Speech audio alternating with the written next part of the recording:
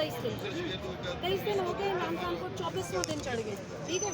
तो बस डिले किया जा रहा है ताकि 5 साल, आपको भी पता, लंबे लंबे दलाइल क्यों दिए जा रहे हैं, ताकि फैसला जो है, वरना भाई ने कानून तो कहते हैं कि पहली समात पे आ जाना चाहिए वो फैसला। इसलिए कोई बात नहीं, 5 साल दलेर आदमी है माशाल्लाह, उन्होंने हमेशा आइन और कानून का मुकाबला किया है। कभी प्लेटलेट्स गिरा के लंदन, अमेरिका, स्विट्ज़रलैंड नहीं गए, उनका मुकाबला किया है, चाहे बोगस केस है, जाली केस है या ओरिजिनल है। लेकिन जिस तरीके से केसेस को परस्यू किया गया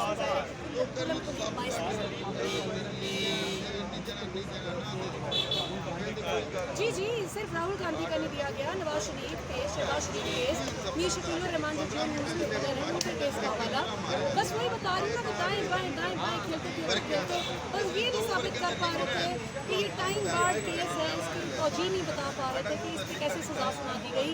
और फिर ये कि सेक्रेटरी इलेक्शन कमीशन जो है, उन्होंने कैसे, उनके पास इख्तियार ही नहीं था कंप्लेंट फाइल करने का। वो चीफ जस्टिस का वो चीफ इलेक्शन कमिश्नर कर सकते हैं या 4 मेंबर्स का जो बोर्ड है वो कर सकते थे, सेक्रेटरी कैसे कर सकता है। जो पूछे थे सवाल उन्होंने जवाब नहीं दसे, बाकी गल्लां तो करते रहे।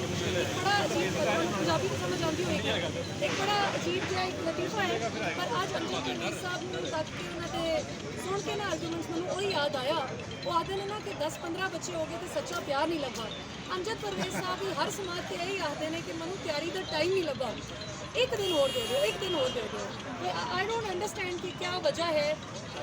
इमरान खान के भी वकला के पास उतना ही वक्त है जितना उनके मुखालिफ वकील के पास है, तो ये मेरा ख्याल है कि एक्सक्यूज़ थे ज़्यादा।